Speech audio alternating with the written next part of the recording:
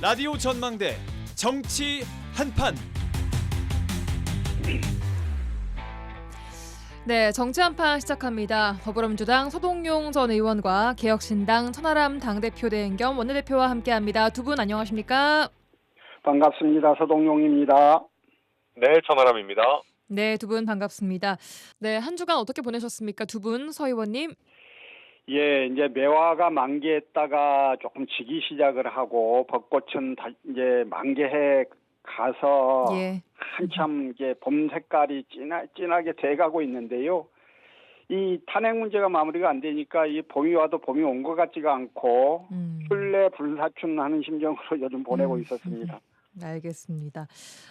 천 대표님께서는 어제 보도를 보니까 검찰 조사 받으셨더라고요. 어제 제가 이거를 어디 가서 확인하고 있지는 않습니다. 그래서 그렇고요. 그리고 일단 제 개인적인 것보다도 어쨌든 그 4월 4일에 헌법재판소에서 탄핵재판 선고기일이 잡혔기 때문에 예. 우리가 좀 오랫동안 기다렸던 일들도 이제는 조금씩 제자리를 찾아가는 거 아닌가 싶습니다. 예, 관련해서는 잠시 후에 이야기 나눠보도록 하고요. 검찰 조사 내용이나 진술 관련해서는 해주실 말씀 없으실까요? 네, 특별한 건 없습니다. 알겠습니다. 자, 본격적으로 이야기해보도록 하겠습니다. 저희가 매주 윤석열 대통령 탄핵 선고 시점을 두고 언제쯤 나올 것 같냐, 언제까지 미뤄질 것이냐 이런 이야기들을 매번 했었는데 드디어 오늘 헌법재판소가 오는 4일 오전 11시에 선고하기로 발표를 했습니다. 최근 일각에서는 재판관들의 의견이 5대3 교착 상태에 빠졌다 하는 대드락설도 나왔었는데 헌법재판관들의 의견이 어느 한쪽으로 일단 모아진 걸로 봐야 할까요, 서 의원님? 예, 저는 이제 방송에서 수차례 말씀드렸습니다만 예. 헌재가 탄핵을 기각하거나 각할 수 없다. 재판관들이 대대손손 남을 결정문에 자기 이름을 걸고 이 명명백백한 내란 행위에 대해서 면죄부를 줄 수는 없다. 이렇게 확신하거든요. 따라서 재판관 5대3이라는 추측을 믿기는 어렵습니다. 그런데 사실 이제 헌재가 과거에 엉터리 결정을 하는 전례들도 있어요.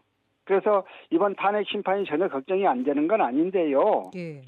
과거 노무현 대통령 시절 신행정수도 건설특별법에 대해서 헌재가 유언 결정을 한 적이 있습니다.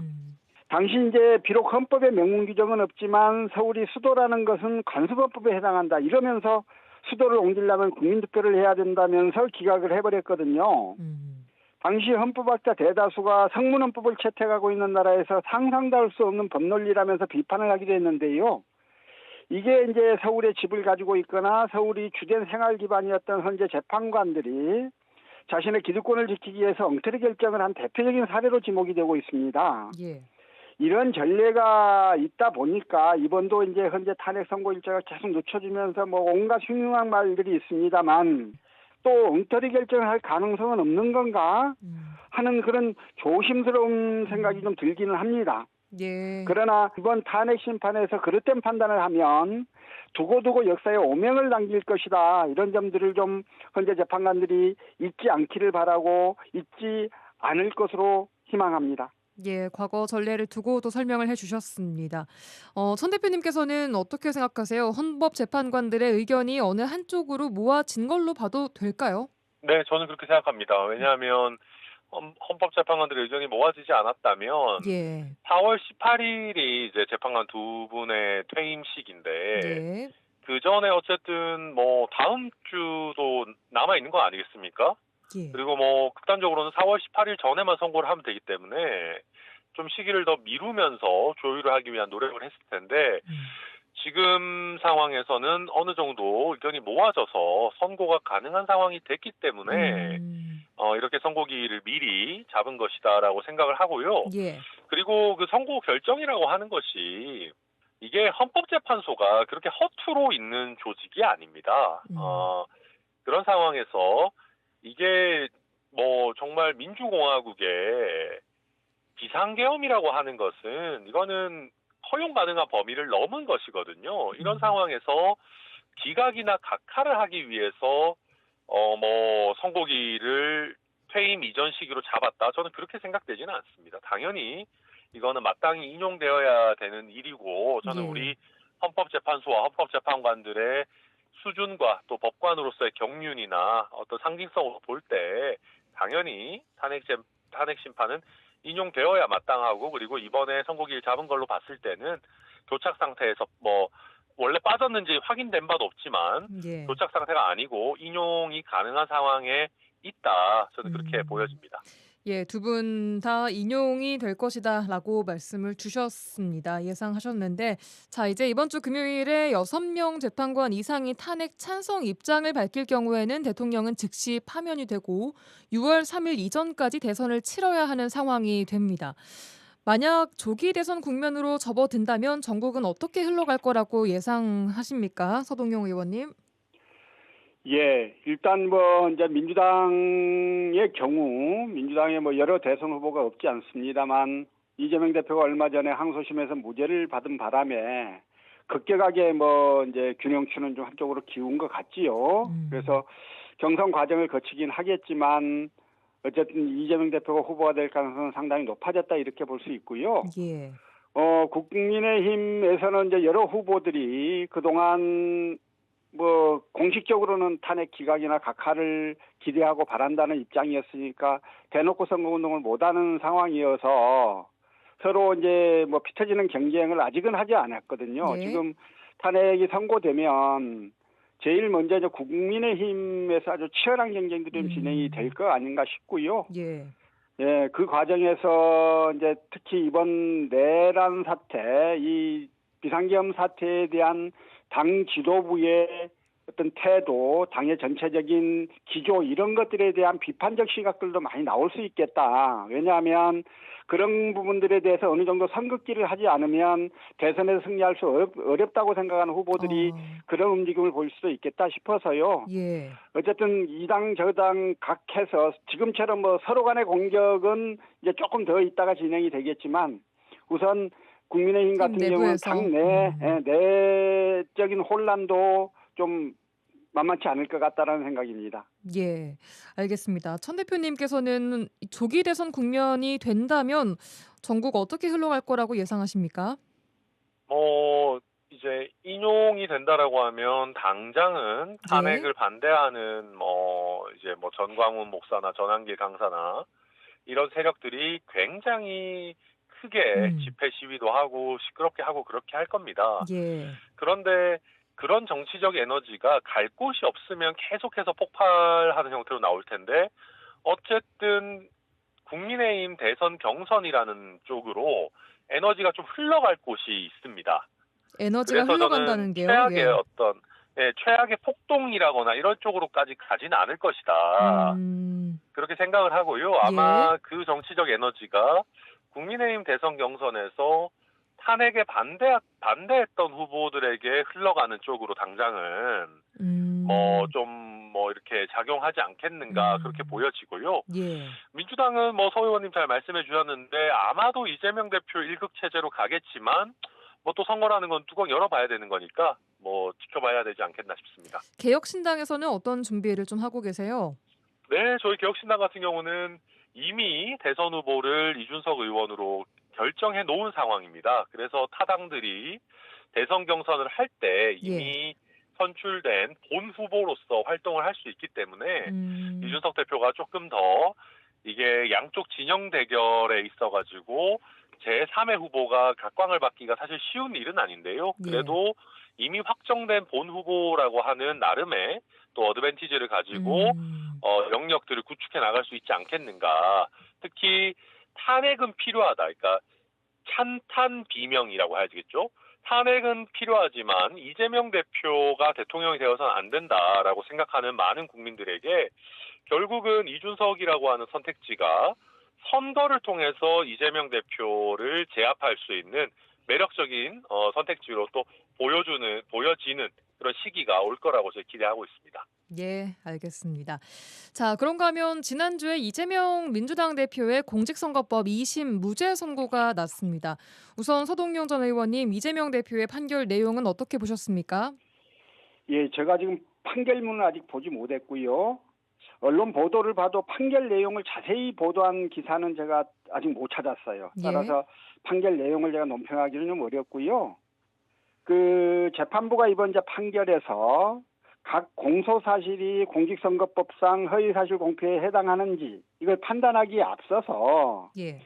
자유선거의 원칙이 우리 헌법에 내재하는 법원리로서 특히 공적, 정치적 관심사에 대한 정치적 표현의 자유는 최대한 보장돼야 한다. 이런 점들을 강조했다는 이야기를 들었습니다. 선거운동에 있어서 이제 돈은 묻고 말은 풀어야 한다. 이게 대원칙처럼 우리가 인식하고 있는데 예.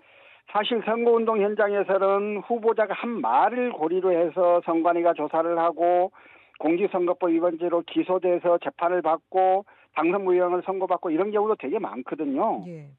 저는 이렇게 말을 고리로 하는 거에 대해서는 좀 잘못된 법원의 관행이라고 생각하는데요. 이번 이재명 대표 항소심 판결이 후보자가 공적, 정치적 문제에 대해서 더욱 활발하게 말할 수 있고 공적, 정치적 관심사에 관해서라면 웬만하면 말 때문에 피선거권이 제한된 일이 발생하지 않은 그런 좀 계기가 되기를 희망합니다. 알겠습니다. 천 대표님께서는 지난주 이재명 대표의 판결 내용 어떻게 보셨습니까?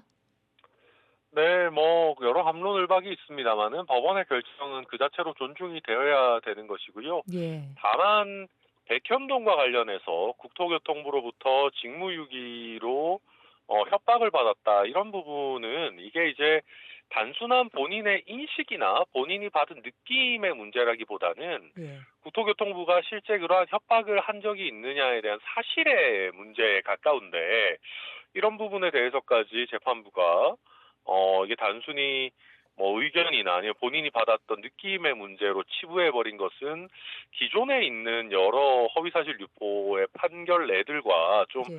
결이 안 맞는 건 아니냐는 개인적으로 좀 납득하기 어려운 부분이 있습니다. 뭐 그러나 그렇다 하더라도 법원의 판단이라고 하는 것은 상급심에서 뒤집히기 전까지는 충분히 존중받아야 되는 것이기 때문에 법원의 판결에 대해서 어떻게 저희가 그걸 받아들이지 않고 그럴 생각은 전혀 없습니다. 예, 천 대표님께서 판결 이후에 이재명 대표를 향해서 국민에 의해서 퇴출돼야 할 정치인이라고 발언 주셨습니다.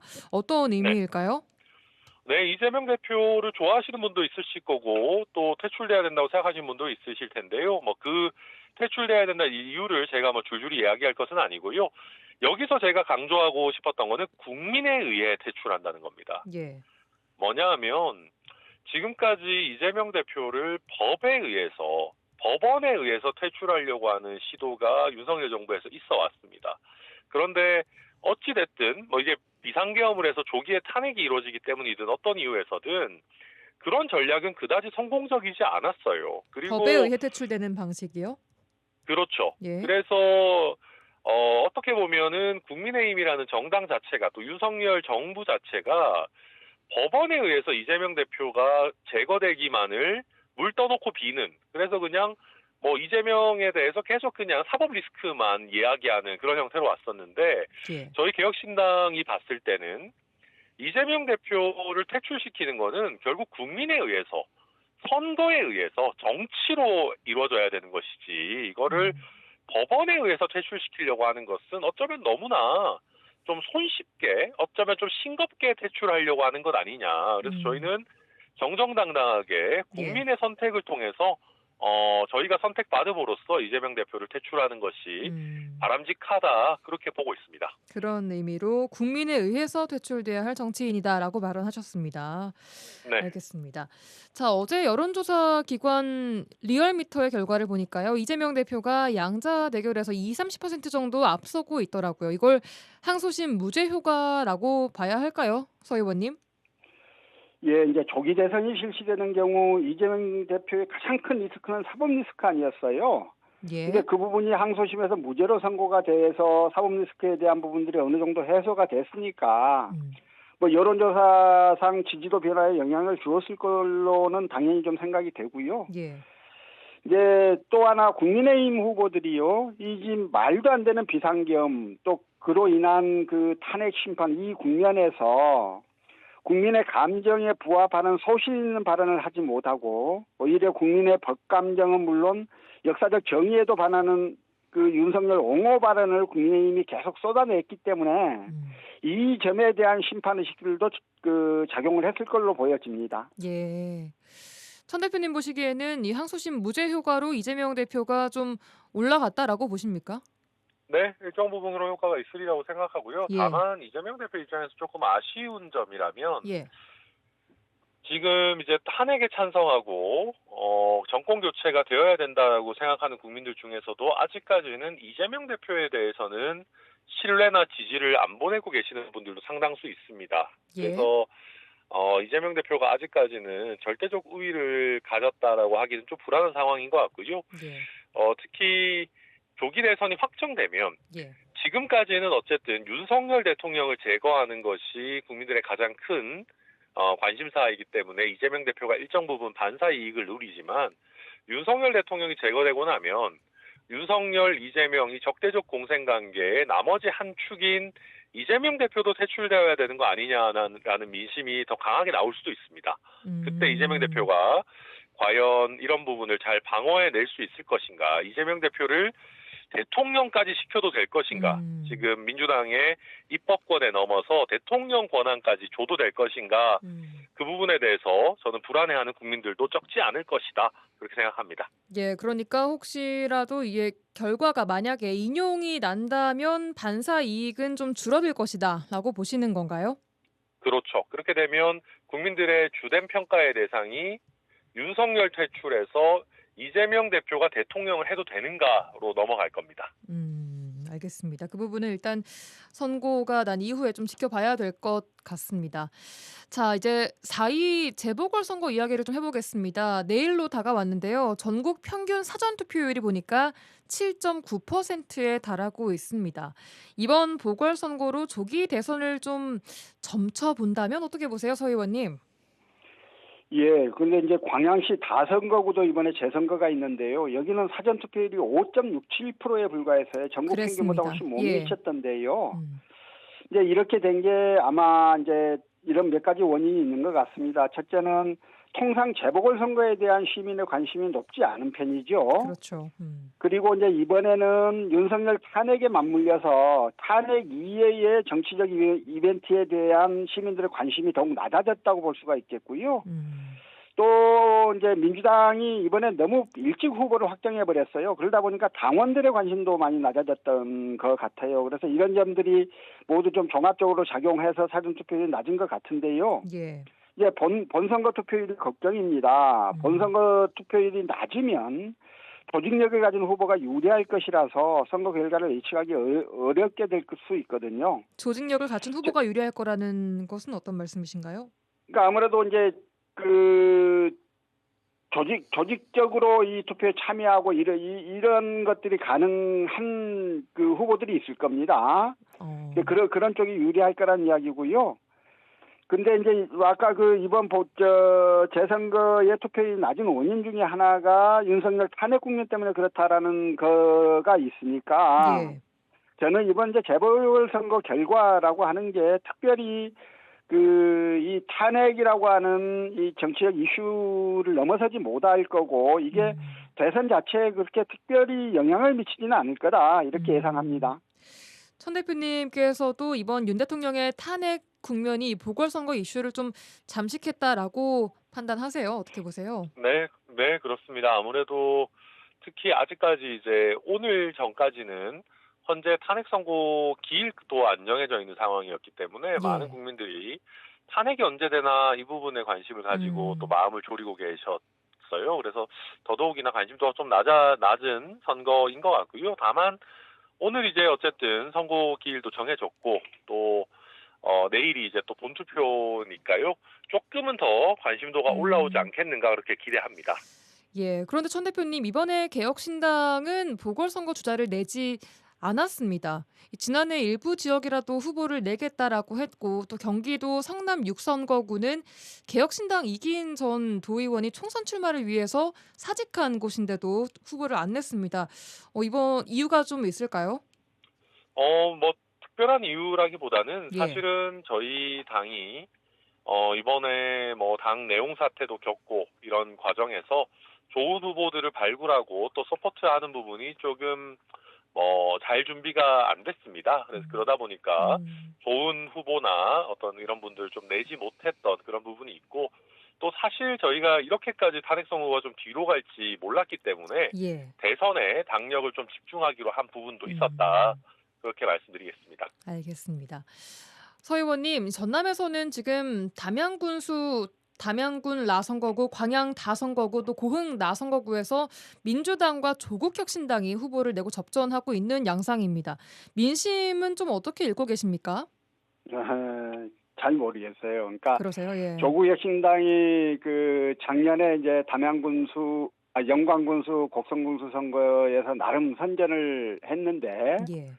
그 이후 이제 조국 대표도 사실 이제 구금이 되고 그 다음에 조국혁신당이 뭔가 이제 좀 독자적인 어떤 자기 목소리를 내서 정치 세력으로서의 이미지를 각인시키기보다는 늘상 민주당하고 같은 주장을 해오고 이래왔기 때문에 그 존재감들이 사실 예전보다 좀 낮아졌다고 볼 여지들이 있는 거거든요. 예. 그래서 이제 이번 재선거에 그게 어떻게 영향을 미칠지는 잘 모르겠는데, 근데 재보궐선거의 경우 통상 투표율이 너무 낮기 때문에요. 예. 그게 일반적인 어떤 민심의 흐름을 반영한다, 그 결과가. 뭐 이렇게 보기도 좀 어려운 게 아닌가 싶긴 해요. 알겠습니다. 예, 4.2 재보궐선거 내일로 다가왔다는 점 다시 한번 말씀드리면서 자, 이제 의대생 복귀 이야기 좀 해보겠습니다. 교육부가 3월 말로 제한한 의대생 복귀 시한이었던 어제 전남대와 조선대를 비롯한 지방 국립대 의대생들이 대거 복귀하겠다라고 결정을 했습니다. 의정 갈등이 좀 풀릴 청신호로 봐도 괜찮을까요? 전 대표님? 네, 아무래도 이렇게 어쨌든 복귀가 이루어지고 교육이 정상적으로 이루어진 것은 굉장히 환영할 만한 일입니다. 그래서 어쨌든 뭔가 좀 수습의 물꼬가 트인 만큼 우리 보건복지부나 여러 당국에서도 의대생들이나 또 전공의들의 목소리를 너무 이렇게 폄하하거나 너무 또 강공 일변도로 몰아붙이거나 하기보다는 제대로 된 대화 토론을 통해서 좀 타협점을 찾아가는 것을 지속했으면 좋겠다. 이번에 또 예. 의대생들이 복귀했다고 해가지고 예. 뭐 마치 강공 드라이브를 거의 승기를 잡은 것처럼 그렇게 하게 되면 또 등록을 하고 뭐 수업을 거부한다든가 하는 여러 가지 또 문제들이 생길 수 있기 때문에 좀 이번에 물꼬가 트인 만큼 잘 대화했으면 좋겠다. 그런 바람이 있습니다. 예. 서 의원님께서는 어떻게 보십니까? 예, 일단 이제 복학은 했지만 의대생들은 수업은 듣지 않겠다 이런 입장인 걸로 전해지고 있고요. 반면에 교육부는 수업 필결 사항을 철저히 체크해서 수업에 불참한 학생들에게 제재를 가하겠다 이런 태도 아니겠어요. 그래서 이제 아직 의정 갈등이 풀린 거는 뭐 아니다. 하나의 그 계기는 됐지만 여전히 그 갈등이 좀 계속되고 있다 이런 생각인데요. 예. 지금 이제 우리나라는 인구 대비해서 의사수가 상당히 적습니다. 이건 객관적 지표로도 확인이 되지요. 그리고 수도권 집중 현상 때문에 지방의료가 사각지대에 놓여서 의료 불균형이 날로 커지고 있습니다. 이런 문제 해결하려면 지역의사를 중심으로 해서 의사수를 증원해야 되는 게 너무 당연합니다. 예. 다만 이제 의료계의 산적한 문제들을 의대 증원만으로 해결할 수는 없거든요. 저임금 장시간 노동이 당연시되는 전공의들의 처우 개선 문제나 필수 의료 분야의 수가를 현실화하는 문제 등은 반드시 논의해야 할 점들이에요. 그런데 지금까지를 보면 평상시에는 해결할 문제에 대해서 차분하고 논리적인 대화를 진행하지 않고 있다가 예. 큰 의료 정책의 변화나 그에 따르는 의료계의 극단적 반발이 나오면 그때서야 대화하겠다고 막 수선을 피우는 이런 모습들이었거든요. 이번 이제 지금 학생들이 가장 관심을 갖고 있는 거 뭐 여러 가지가 있겠습니다만 그중 그 전공의들 처우 개선 문제도 학생들은 크게 관심을 갖고 있는 문제니까 학생들이 복학해서 한 번이 물꼬를 튼 이 상황에서 좀 더 깊이 있는 대화들을 빨리 진행을 해서 학생들의 불만도 좀 잠재우고 의료개혁을 위한 여러 가지 현실적 방안들도 서로 협심해서 좀 마련하고 이런 계기로 삼았으면 좋겠습니다. 알겠습니다. 천 대표님께서는 정치권에서는 지금 어떻게 좀 해야 될 거라고 보십니까? 이번 의정 갈등 해소를 위해서. 네, 이번에 의정 갈등 해소와 관련해서 의대 정원 문제도 정원 문제지만 필수 의료 패키지라든지 또 예. 필수 의료에 대한 수가 인상 문제라든지 이런 부분들을 의료계와 타협점을 찾아야 되는 부분들이 적지 않습니다. 예. 그래서 좀 디테일한 부분들도 논의를 해야 되는데 우리 논의 자체가 너무 의사 정원 문제에만 초점이 맞춰져 있는 부분들이 있거든요. 그래서 저희 개혁신당의 이주영 의원 같은 경우에 의료계와 적극적으로 소통하면서 여러 이슈들을 좀 세밀하게 다루려고 노력하는 편인데 좀 여러 정당이나 또 우리 보건복지부에서도 조금 잘게 쪼개서 여러 면에서 다각도로 좀 토론을 해나가고 타협을 해나가야 되는 거 아닌가 그렇게 보고 있습니다. 예, 여기까지 들어야 될 것 같습니다. 정치 한판 더불어민주당 서동용 전 의원과 개혁신당 천하람 당대표 대행겸 원내대표와 함께했습니다. 두 분 고맙습니다. 수고하셨습니다. 네, 감사합니다.